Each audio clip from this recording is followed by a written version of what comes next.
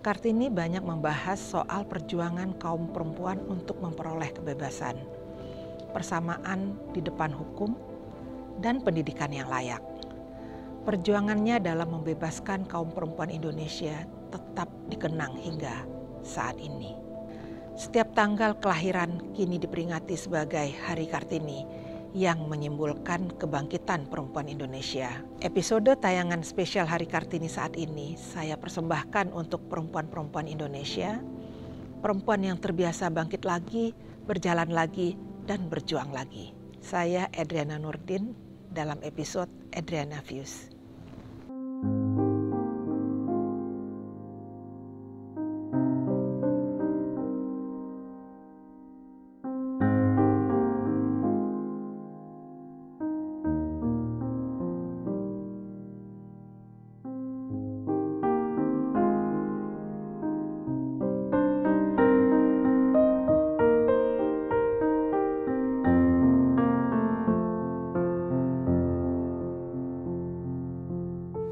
Nama saya Hana, sekarang saya seorang security wanita di salah satu sekolah internasional di Ciputat dan seorang ibu rumah tangga.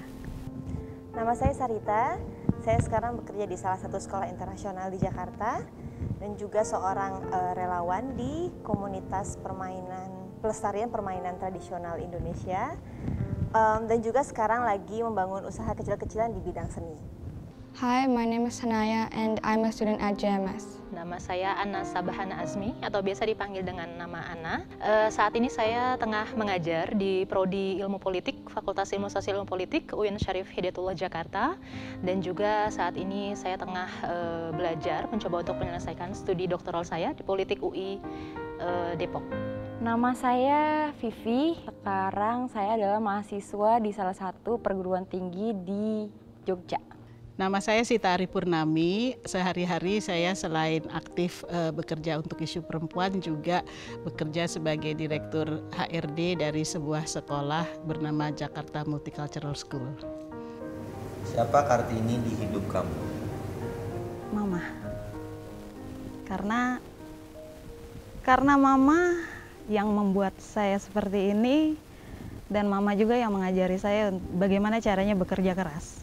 Kartini di hidup saya itu mama, karena beliau adalah orang pertama yang membuktikan ke saya bahwa sebagai seorang perempuan itu bisa berkarya di luar tanpa harus mengesampingkan kehidupan personalnya seperti keluarga.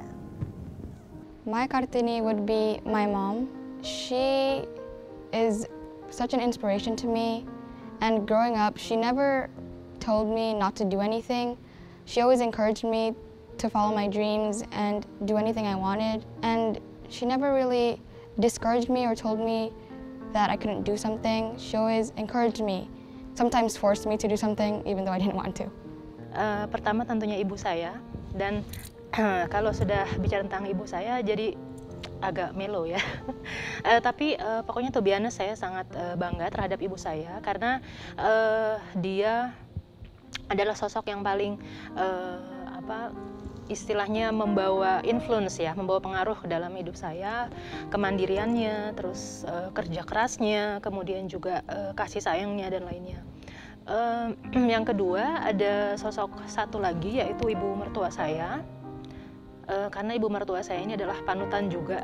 Dia adalah sosok yang sangat mandiri dan juga hard worker dan juga selalu menunjukkan sisi tough ataupun ketangguhannya sebagai perempuan. Mama sih, karena beliau adalah perempuan pertama yang ngajarin banyak hal, yang selalu ngajarin untuk menjadi perempuan mandiri, tapi tetap taat kepada norma-norma agama, norma sosial, dan sebagainya. Nenek saya justru, karena beliau yang selalu mengingatkan bahwa sebagai perempuan kita bisa melakukan apa saja. Jadi kita harus percaya diri untuk menunjukkan bahwa kita mampu melakukan apa saja. Yang kedua adalah ibu saya. Ibu saya adalah orang yang selalu mengatakan kita harus bisa terus berupaya, karena dengan berupaya, belajar, itu salah satu dari bentuk upaya, kita pasti bisa menunjukkan keberhasilan. Kartini dalam hidup saya adalah ketika saya pertama kali ikut menyaksikan bagaimana penderitaan perempuan-perempuan di Tanah Badega untuk memperjuangkan tanahnya dan juga memperjuangkan suami-suami mereka yang ditangkap pada rezim Orde Baru. 30 tahun kemudian saya kembali bertemu dengan perempuan-perempuan dari Kendeng yang memperjuangkan juga tanah mereka yang nyaris terusir oleh pabrik semen di sana. Begitu kuat perjuangan para perempuan untuk memperjuangkan tanah mereka, tanah tempat kelahiran dan tempat hidup mereka. Memperjuangkan ketika suami mereka ditangkap untuk memperjuangkan tanah mereka. Itu adalah perjuangan untuk diri sendiri, untuk tanah, keluarga, dan tentunya suami dan anak-anak. Hal pertama yang terlintas dalam benak kamu tentang perempuan saat ini? Perempuan saat ini adalah sosok yang sangat saya hargai, dalam arti saya melihat banyak sekali figur-figur perempuan adalah independent women ya. Jadi mereka sangat independen, mempunyai jiwa independensi yang baik. Mereka juga saya melihat banyak sekali perempuan yang mempunyai jiwa kemandirian. Mereka rela untuk fight ya, bertarung baik demi dirinya sendiri, keluarganya, anak-anaknya dan lainnya. Dan saya sangat kagum akan keuletan ya. Jadi rasa ulet dan rasa rajin begitu yang dimiliki oleh perempuan, di mana perempuan menurut saya bisa memposisikan diri dimanapun mereka berada, dan juga tiap dari mereka adalah unik, baik yang aktif dalam dunia domestik maupun yang aktif dalam dunia publik ataupun aktif dalam keduanya, publik dan domestik. Mereka adalah sosok-sosok yang sangat-sangat luar biasa, dan saya sangat kagum terhadap perempuan-perempuan masa kini dan figur-figur yang telah ada sebelumnya tentunya. Kuat dan mandiri. Freedom mungkin dibandingin dulu, sekarang posisi perempuan lebih punya kebebasan untuk berkarya di luar. The first thing that comes to my mind when I hear the word perempuan is powerful, intelligent, and strong. Those are the things that sometimes define a girl, especially young girls.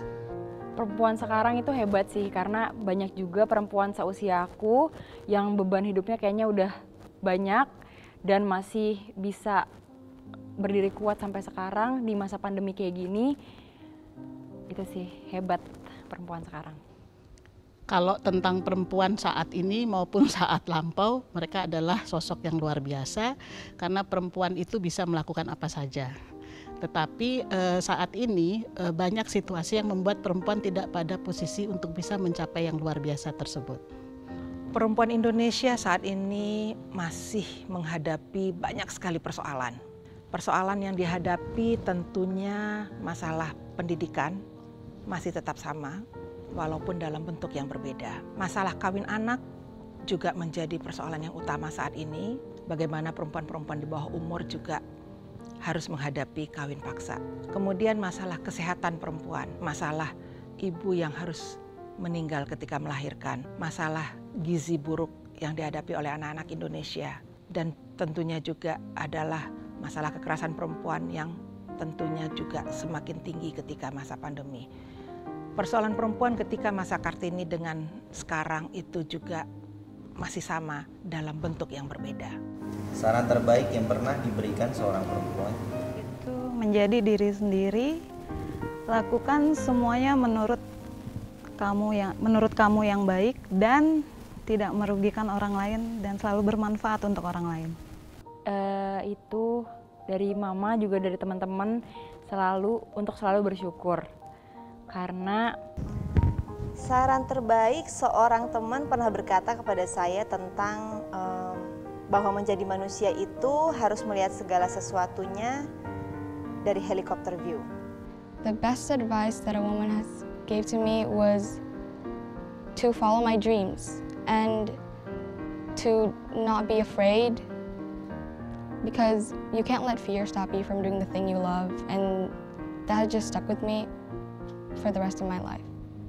Silahkan mengajari anak-anak yang Anda didik dengan penuh rasa kejujuran. Dengan itu maka akan tercetaklah generasi-generasi yang baik. Itu yang saya tangkap ya sampai saat ini, dan saya mencoba untuk tetap konsisten dalam dunia pengajaran. Saya selalu mencoba untuk mengajarkan anak didik saya harus jujur, itu perilaku utama. Yang kedua, harus bekerja keras dan juga harus berani untuk berkata tidak untuk sesuatu yang jelek. Jadi kulil haqqo walau kana murron kalau dalam peribahasa bahasa Arab. Katakanlah kebenaran meskipun pahit rasanya, begitu. Bahwa kita sebagai manusia harus melihat segala sesuatunya dari atas, bukan hanya dari depan atau dari samping. Jadi melihat suatu hal dalam lingkup yang lebih luas. Beliau mengatakan bahwa kita sebagai perempuan jangan mengkhawatirkan sesuatu yang belum terjadi. Nah, seringkali dalam hidup kita itu udah udah khawatir lebih dulu. Jadi dengan kata lain, kekhawatiran dan kecemasan itu sebetulnya adalah buah pikir kita yang ketakutan sendiri sebelum sesuatu terjadi. Jadi kita jalani saja hidup, kita lalui, dan kalau ada masalah, kalau perlu dicemaskan ya pada saat itu, tapi dicarikan jalan keluarnya. Jadi sebelum itu terjadi, jangan dianggap bahwa adalah sebuah masalah. Terutama karena saya adalah perempuan dari budaya Minang, sehingga tuntutan kepada saya adalah menjadi perempuan yang bisa memasak, tapi sekaligus juga harus bisa menyelesaikan sekolah. Sehingga peran ganda bagi perempuan itu dianggap sesuatu yang biasa, atau bahkan dari kecil saya sudah diperkenalkan dengan peran ganda, bahkan mungkin triple. Pernah merasa dibatasi nggak dengan menjadi perempuan? I never really felt restricted of doing anything because I was a girl, but I get that a lot of young girls feel this way. I mean, when I was younger, I did think that there were boy things and girl things, like soccer. It was a boy thing because lots of my friends were boys and they loved playing soccer. But my dad encouraged me to play soccer too. Sometimes I was scared because I think that, you know, the other boys would judge me for not being the same as them or not being good enough. But those are just things, and I love playing soccer, sports, basketball, because they're just things that I love to do. Kadang, karena memang satu kodratnya wanita itu selalu dicap lebih lemah dari laki-laki. Terus juga ada beberapa hal yang wanita bisa lakukan tapi tetap dilarang. Karena buktinya sampai sekarang saya tetap bisa melakukan apapun yang saya mau, dari mulai menjalankan hobi, menjalankan bisnis, tetap bekerja juga di kantor, dan juga tetap bisa menyeimbangkan semua hal itu dengan kegiatan sosial yang dijalankan di luar, seperti menjadi relawan. Nggak pernah merasa dibatasi menjadi seorang perempuan karena bersyukurnya aku berkembang di keluarga yang sangat suportif dan di lingkungan sosial yang sangat ngedukung mau jadi apa dan mau ngapain aja. Alhamdulillah sampai saat ini saya merasa bahwa saya justru sangat didukung, being a woman. Lingkungan saya sangat-sangat mendukung dan sangat mengapresiasi apapun yang saya lakukan. Tentunya saya tidak bisa mengatakan bahwa semua perempuan akan mengalami hal yang serupa karena masih banyak sekali ya perempuan-perempuan yang mengalami baik kekerasan maupun juga halang rintang ya untuk menjadi seseorang yang seseorang yang besar begitu, ataupun seseorang yang bisa eksis dalam ranah publik dan sebagainya. Tapi saya alhamdulillah Allah kasih kemudahan-kemudahan untuk menjadi seorang perempuan yang sangat-sangat diberkahi, being blessed. Jadi saya bisa mempunyai aktivitas dalam ranah publik juga dalam domestik karena saya diberi kemudahan-kemudahan, saya diberi kesempatan-kesempatan yang banyak untuk berkiprah baik nasional maupun internationally pernah mengikuti beberapa pelatihan yang ada di luar negeri, dan itu saya sangat bangga ketika saya sebagai representatif satu-satunya perempuan saat itu di tahun 2012 ketika mengikuti International Visitors Leadership Program di USA, dan saya sangat bangga membawa nama perempuan dan membawa jati diri saya sebagai warga negara Indonesia. Saya melihat karena saya dibiarkan saja apa maunya saya, sampai kemudian juga saya mau bekerja seperti ini, tidak mau bekerja yang di sebuah perusahaan atau di sebuah kantor yang membuat saya harus duduk terus di belakang meja. Mereka juga tidak apa-apa. Saya ini terlahir sebagai perempuan yang kelaki-lakian. Jadi saya itu tomboy bahasa gaulnya gitu ya. Saya melihat dalam kaitan itu saya tidak pernah merasakan adanya hambatan. Meskipun dalam kenyataannya di masyarakat perempuan banyak sekali mengalami batasan-batasan dan memang faktual adanya gitu. Perempuan jangan sekolah tinggi-tinggi karena nanti akhirnya harus ke dapur juga. Dan banyak sekali saudara-saudara perempuan saya yang juga percaya dengan himbauan-himbauan seperti itu. Perempuan harus tetap di rumah untuk mendidik anak, untuk menjaga kelangsungan hidup rumah tangga. Batasan-batasan tersebut walaupun mungkin saya tidak terlalu terdampak yang luar biasa, tapi saya yakin banyak sekali perempuan-perempuan, saudara-saudara perempuan saya di luar sana yang memang terdampak oleh himbauan-himbauan, pernyataan-pernyataan, atau paksaan-paksaan seperti hal-hal tersebut di atas. Termasuk ketika pada keluarga-keluarga yang secara ekonomi terbatas, yang selalu dikalahkan untuk menimba ilmu pengetahuan, yang selalu dikalahkan untuk tidak melanjutkan sekolah adalah saudara perempuannya. Apa pencapaian terbaik dengan menjadi seorang perempuan? Pencapaian terbaik sih sekarang bisa bermanfaat untuk keluarga, membantu ekonomi keluarga pula, menjadi seorang ibu. Mungkin sebagai anak perempuan kali ya, karena aku anak tunggal dan harus ngurusin kedua orang tua yang kebetulan mamaku ini udah sakit, jadi kayak nganterin dia ke berobat atau enggak nganterin dia terapi, mungkin itu salah satu pencapaian juga. So far merasa hidup saya lengkap karena saya bisa menyeimbangkan antara bekerja dan kehidupan sosial di luar.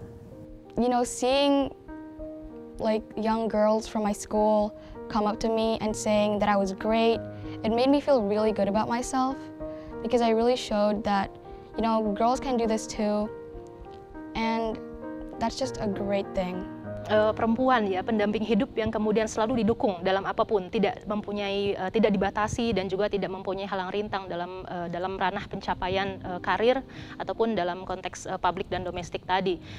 Alhamdulillah pencapaian-pencapaian yang ada sebagai perempuan saya amini dan saya syukuri sampai saat ini masih bisa alhamdulillah bersentuhan dengan dunia akademik, masih bisa menulis di beberapa jurnal nasional dan juga masih bisa mengikuti beberapa pelatihan nasional dan internasional. Kalau perempuan bisa melakukan pilihan untuk melakukan apa saja yang dia inginkan, maka itu adalah pencapaian yang sudah paling tertinggi gitu ya. Bagaimana merasakan melahirkan, mendidik anak, dan juga sekarang menjadi ibu dari 2 orang anak, itu perasaan yang tidak bisa tergantikan bagi saya. Apa yang membuat kamu bangga menjadi perempuan? Yang membuat bangga jadi perempuan itu bisa menahan semua rasa sakit kalau buat saya. Tentu bangga menjadi perempuan karena kita pastinya punya kontribusi besar nantinya di masa depan dalam membangun generasi muda yang jauh lebih baik. There are a lot of things that make me proud to be a girl because, you know, back then we fought for our rights, and women, we were able to change the way people looked at us. I mean, back then we were specified, like we were only able to work in the kitchen. We weren't able to play sports or even vote. But now, since we fought for our rights, we can do all those things and get many opportunities. That is what made me proud to be a girl. Saya yakin jiwa kemandirian perempuan itu tertanam dalam semua diri perempuan. Kemandirian, tangguh, keuletan, dan juga kasih sayang yang tak terbatas. Itu yang saya sangat syukuri ya sebagai perempuan. Saya bisa melakukan apapun yang saya mau tanpa adanya keterbatasan. Sekarang someday itu bakal punya anak, punya keturunan, dan kita didik. Dan perempuan itu kan punya peran yang besar banget di dalam mendidik seorang anak, dan di keluarga kan perannya besar banget. Itu sih yang membuat bangga sebagai perempuan. Sampai ada orang yang mengatakan bahwa terima kasih berkat yang ibu katakan atau mbak katakan, saya kemudian bisa menjadi apa, saya berhasil melakukan apa. Jadi itu menurut saya keberhasilan bagi saya. Kebanggaan ketika kita lihat anak-anak perempuan kita yang sekarang jauh lebih bisa mengungkapkan pikiran dan perasaannya. Ketika anak-anak kita mencapai capaian tertinggi baik dalam kehidupan maupun dalam pendidikannya. Pesan untuk para Kartini masa kini. Jadi diri sendiri, melakukan semua hal yang ingin kamu lakukan tanpa menyalahi norma-norma dan aturan yang ada. Jangan lupa kodrat sebagai perempuan, menjadi orang yang benar-benar bisa bermanfaat untuk orang lain juga, dan selalu bersyukur. Be the best version of yourself aja sih. Karena jangan sampai kita menurunkan nilai kita sebagai perempuan hanya untuk bisa diterima di masyarakat umum. Do whatever you feel is right, to follow your dreams and not let anyone try to stop you or discourage you, because they're wrong. If you feel that this is what you want to do and your heart knows this is good for you, then you should do it, because you could miss out on so many opportunities if you just don't do this. Keep fight, keep strong, and keep unique, karena masing-masing dari kalian adalah unik. Kita harus melakukan apa yang kita bisa dan apa yang bisa kita dedikasikan untuk lingkungan di sekitar kita. Itu yang akan insya Allah akan membawa kita untuk menjadi diri dan juga pribadi yang selalu bermanfaat untuk orang lain. Jadi wanita yang tangguh, yang punya pendirian yang kuat. Jangan terfokus pada kendala, kita harus fokus pada apa yang ingin kita raih dan bisa kita capai kalau kita meraih itu. Semoga makin banyak perempuan-perempuan yang baik mandiri secara ekonomi, mandiri secara psikologis, dan tentunya juga bisa mandiri dalam melakukan kerja-kerja politiknya. Politik untuk diri sendiri, politik untuk masyarakat, dan juga tentunya politik dalam bernegara.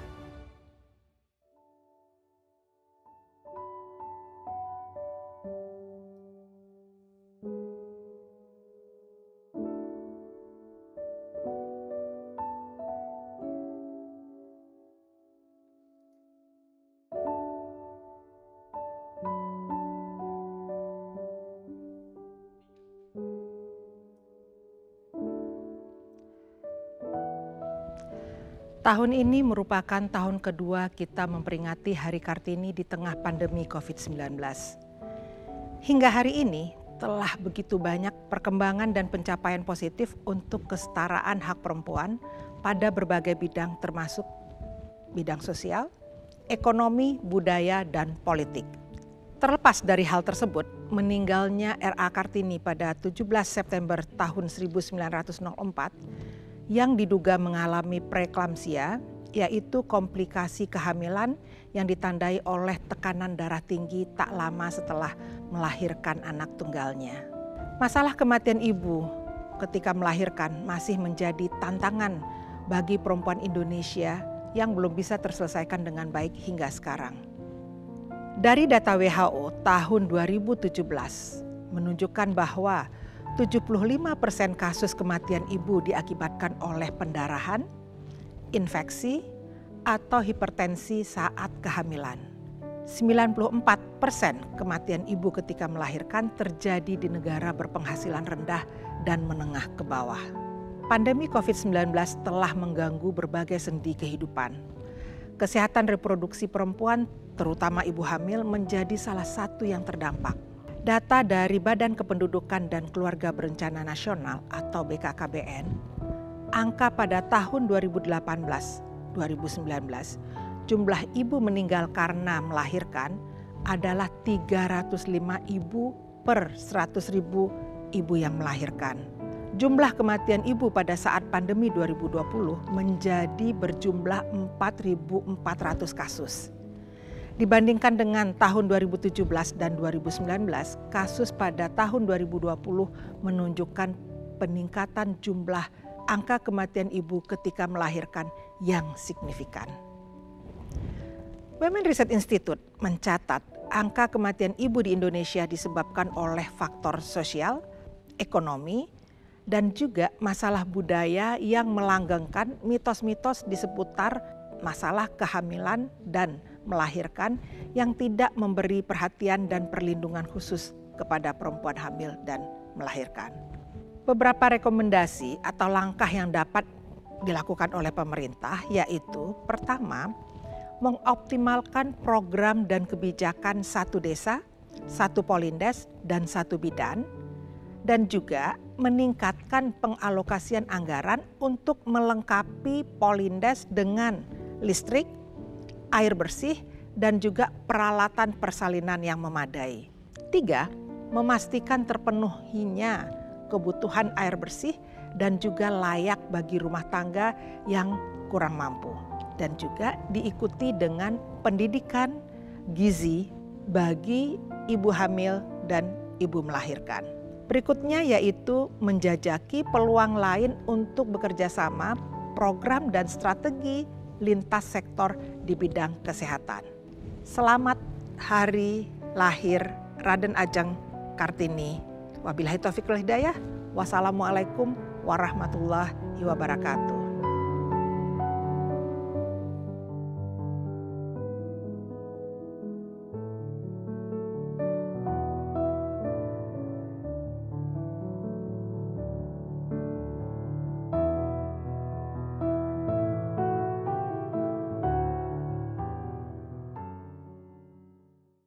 Tayangan Inspirasi